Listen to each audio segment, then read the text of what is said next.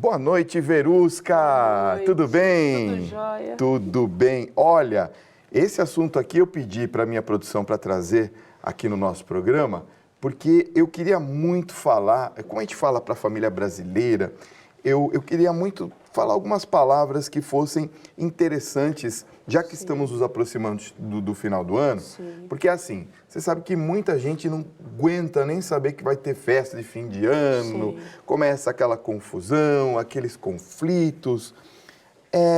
Como que a gente pode tratar quando a gente se depara com um conflito familiar? Olha, é bem interessante esse tema, sabe, Fábio? Porque é bastante pertinente nos dias de hoje. Se eu te perguntar, adivinha qual é o dia do ano que eu mais trabalho? Dia 26 de dezembro. Sério? Sério. Por quê? Porque grande parte dos conflitos que são evitados muitas vezes o ano inteiro acontecem no Natal. Então a minha impressão está correta. Está corretíssimo. Então eu acho muito importante esse tema para que quem está em casa tenha a chance de tentar trabalhar algumas coisas, né? Trabalhar alguns sentimentos para que isso não aconteça. Tá. Então, a gente precisa entender o que significa exatamente essa família. Essa família, ela é constituída de pessoas diferentes, onde elas vão viver a realidade de seus papéis, a realidade de seus sentimentos, a realidade do que elas representam ali. Quanto mais a gente entende, Fábio, o que cada um representa, como cada um funciona, como é essa realidade de cada um, sem máscaras, porque ali não tem como usar máscaras, né? Claro. Fica muito mais fácil da gente lidar com algumas coisas. Então, por exemplo, a gente tem que entender que toda família tem lá o crítico, aquele que sempre vai criticar tudo. Então, não adianta você se chatear, se aborrecer, é o jeito daquele membro. Tem aquele que sempre vai se aproveitar, sempre vai tentar tirar um proveito de alguma situação. Tem aquele que sempre vai servir, vai ser a vítima de muita gente. Então, a gente tem que entender cada um desses papéis para que a gente saiba se a gente quer ou não estar nesse papel. Inclusive, a gente sabe que a convivência, já no próprio dia a dia, causa muito desgaste. Como que a gente faz para nos prepararmos para um encontro entre familiares de uma maneira mais ampliada? Porque me parece que isso aí que você falou realmente é uma grande realidade, né? Sempre tem aquele que é pego, desculpa o termo, né, popular, mas pego para Cristo, e aí começam a fazer aquelas piadinhas. Tem aquele que se acha rico, aquele que se acha rico, sempre se coloca acima dos outros. Como que a gente faz para se preparar psicologicamente para esses momentos? Quando a gente entende como funciona cada um, fica muito mais fácil sabotar oportunidades ou situações que possam levar a um conflito, né? Entender como cada um age, tentar administrar, mediar determinadas situações, porque o vínculo familiar, Fábio, é muito forte. É o tipo de vínculo que dificilmente você vai ter muita tranquilidade de simplesmente virar as costas e se afastar. Porque a pessoa tem um vínculo com você. Então, a melhor forma da gente se preparar é a gente aprender a lidar com esses conflitos de uma forma que consiga resolver as situações, não deixa a situação para amanhã. Então, eu falei do Natal, né, que é a maior concentração de famílias. As famílias se concentram nessa data por ser uma data especial. E é difícil quando a gente imagina que a primeira meia hora, às vezes, é o suficiente para que as pessoas comecem a colocar para fora tudo que guardaram o ano inteiro. É verdade. Então, primeira dica que eu posso dar nessa noite, não deixe acumular sentimentos, tente resolver, tente conversar, porque tudo aquilo que fica acumulado acaba explodindo numa hora inconveniente. Tudo tem seu momento de conversar, tudo tem o seu momento de expressar a situação. Ninguém aqui está dizendo para você não reagir às coisas, não é isso, mas tudo tem um momento certo. Não gostou de algo? No momento certo, vem cá, vamos conversar. Eu não gostei. Você entende que isso me machucou? Só que as pessoas deixam para... Não, vamos aproveitar que a gente está todo mundo junto aqui, eu vou colocar o que eu estou sentindo. E não é o momento. Aproveita para lavar roupa suja nessa hora. E é difícil, é impressionante. Eu chego a trabalhar de 18 a 20 horas no dia 26 de dezembro, Fábio. Meu Deus do céu. Tamanha a quantidade de conflitos que acontecem e as pessoas buscam consultório. É uma data que muitos consultórios estão fechados por conta de fim de ano. Então, você imagina a quantidade de conflito que isso gera. Então, se eu posso querer algo para esse final de ano, é que as famílias melhorem isso. Claro. Não apenas, né, lógico, eu estou ali, a gente vai ajudar e tudo mais, né, é nosso trabalho, eu fico muito feliz de poder ajudar, de poder restituir alguns valores para algumas famílias, de reconquistar mesmo, né, essa amizade, esse vínculo familiar, mas muitos dos conflitos, Fábio, poderiam ter sido evitados. Uma das coisas que também me vem à mente é a respeito, por exemplo, daquelas pessoas que não têm um certo convívio. Nós falamos primeiro agora do desgaste. Aqueles que não têm um certo convívio, ou moram distantes, ou não tem Sim. muito contato.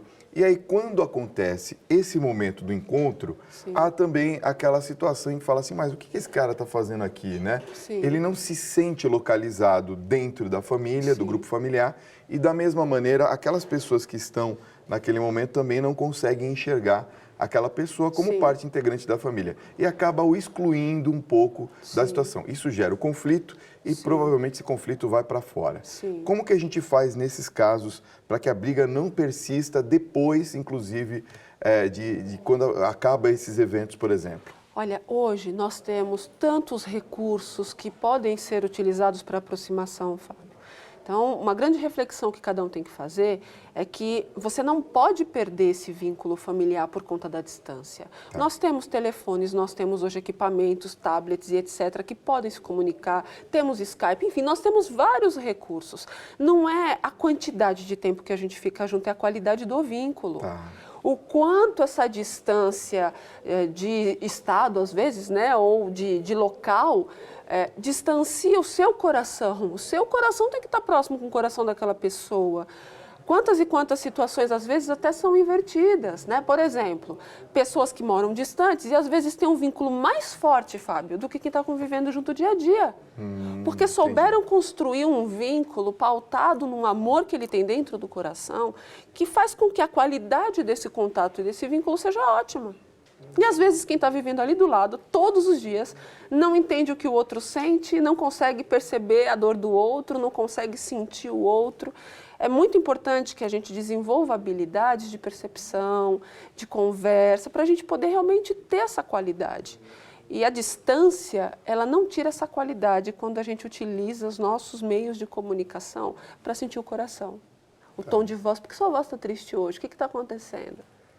E sabe uma coisa também que eu gostaria que você comentasse? Sim. A respeito, por exemplo, daquelas situações em que muitas vezes a pessoa tem uma ascensão, vamos dizer, profissional. Sim. E aparecem aqueles interesseiros da família, né? Nunca nem ligou para saber como a pessoa está. De repente, a pessoa ascendeu a um estágio interessante profissionalmente.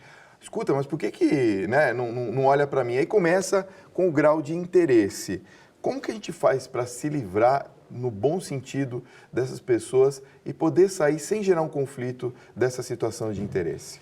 É muito difícil você evitar completamente o conflito dessas situações, porque quem tem um interesse, ele tem um objetivo, que é retirar alguma coisa de você, né?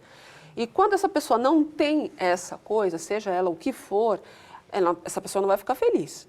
Então, muitas vezes o conflito é gerado por conta disso. Agora, uma coisa que dá para fazer é conviver com as situações, não permitindo que você faça algo manipulado. Ninguém pode fazer nada manipulado.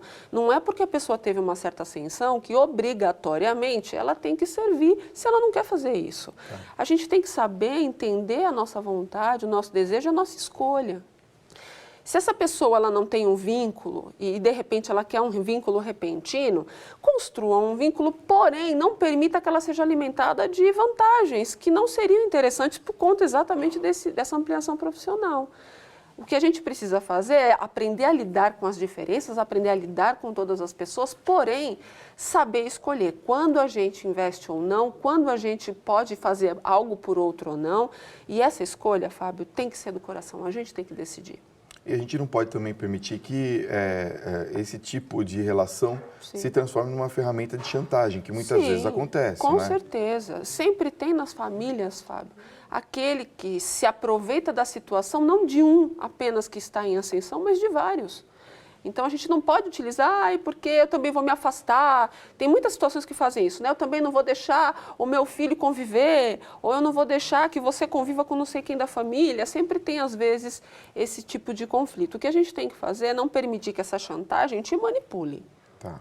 Ninguém pode se permitir a manipulação. Deixa eu falar uma coisa também a respeito de casais, que muitas das dúvidas que nós recebemos aqui Sim. no site da Rede Vida para essa entrevista é relativa a casais. Sim. A vida a dois é mais complicada do que a gente imagina? Ela gera muito conflito? Imagina o que é você, né, conviver dentro de um mesmo ambiente, com uma outra pessoa que muitas vezes teve uma educação diferente, até oposta à sua, culturas diferentes muitas vezes, ou várias outras características diferentes. Você ter que dividir a mesma rotina, o mesmo espaço, os mesmos ideais e sempre, de uma forma conjunta, tomar decisões. Porque essas decisões vão servir para ambos. Tá. E a decisão de um vai interferir na vida do outro. Então, por exemplo, uma pessoa quando vai e compra um carro, ela precisa estar em comunhão com o seu esposo ou esposa para que isso possa ter um planejamento. O que eu vejo, às vezes, em algumas situações? Tem casais que muitos dos conflitos foi porque tomou decisões sozinho ou sozinha, nem comunicou o outro, só que o outro sofre as consequências dessa escolha. Tá. Por exemplo, comprar um carro impacta na renda familiar. Como o casal não vai conversar? Como não vai decidir junto, se isso vai ter um impacto sobre os dois? Então, muitas todas, praticamente decisões no dia a dia têm que ser combinadas e muitas dessas decisões, às vezes, não são. Tá. Então, se pode ter uma informação aí que ajude, converse, planeje juntos. Ah, mas nunca vai concordar comigo, todas as vezes que eu falo a pessoa sabota, diz que não. Você tem que aprender a colocar seus pontos de vista, positivos e negativos, o outro a mesma coisa e vai ter que ter um acordo. Se não é o que A quer, nem o que B quer, então tem que ter uma alternativa C. O que não pode é ter essa distância entre um e outro. No caso dos irmãos, por exemplo, dos filhos do casal, que a gente também sabe que é muito comum a gente ver brigas entre irmãos. Sim. De que maneira, por exemplo, os pais podem tomar atitudes que não mostrem ou demonstrem que eles estão privilegiando a um e não a outro? Super importante essa questão, porque como cada pessoa é diferente, Fábio, muitas vezes o pai e a mãe tratam de forma diferente os filhos, não porque tem amor de formas diferentes, mas porque os filhos são diferentes. E às vezes aquele filho, ele é mais carente, então ele exige mais atenção, ou tem uma dificuldade específica, então exige um cuidado maior. Aquele outro é mais independente, mais falante, aquele outro é mais tímido. Então, por conta das próprias diferenças entre os irmãos, e é interessante isso, eu atendo muito gêmeos, né? Eu já atendi muitos casos de situações, enfim, de gêmeos. Os gêmeos não são iguais. Podem ser iguais fisicamente, mas emocionalmente não são. Tá. Pelo contrário, são até opostos, né? Então, como os pais fazem para alimentar esse tipo de afeto, sendo que são pessoas tão diferentes? Então, muitas vezes, vai acabar sendo mais grudado ou mais próximo de um, que é mais carente, é mais fechado, é mais tímido, mais dependente, enfim. E o outro, que é mais independente, é mais falante, se comunica melhor, muitas vezes vai ficar um pouco mais solto para ter a sua própria vida. Só que aquele não entende isso. Ele acha, ou ela, enfim, na cabeça, que aquele pai está privilegiando aquele filho. E às vezes acontece outra situação onde aquele filho sabe manejar aquele pai melhor, sabe que aquele... Tem essa também, né? Tem pai que, né, e mãe que muitas vezes entram muito nessa chantagem do filho. Então ele se faz de frágil, se faz de carente e acaba sendo beneficiado por conta disso. Entendi. E aquele outro fica indignado. Como? Você comprou tal coisa para esse não? Então, tudo é uma questão de você saber administrar. No caso dos idosos, a gente tem visto aí alguns casos, até saíram na mídia, de pessoas que acabam, de certa forma, ou manipulando idosos, ou muitas vezes até agredindo idosos. É um choque de cultura. Por que tem tanto conflito com pessoas idosas? Olha, é muito triste a gente imaginar que nos dias de hoje as principais atuações dos filhos têm sido privilegiar trabalho, infelizmente, é uma realidade, um choque de valores que a gente vivencia hoje. Os filhos têm se dedicado muito à vida profissional, muito às suas rotinas, à sua própria ascensão. E isso se torna, infelizmente, um problema para quem tem uma família, ou tem pai, mãe, que tem mais idade, que tem mais dependência, que tem necessidade de ter uma aproximação. E, muitas vezes, o que a gente vê? Esses filhos, para não se sentirem culpados pelo abandono desses pais, contratam pessoas para cuidar desses pais. Tá. Só que essas pessoas não são filhos e não têm o mesmo tipo de vínculo e de amor, né? E se torna uma situação complicada, porque no fundo aqueles pais dedicaram às vezes a vida inteira para aquele filho.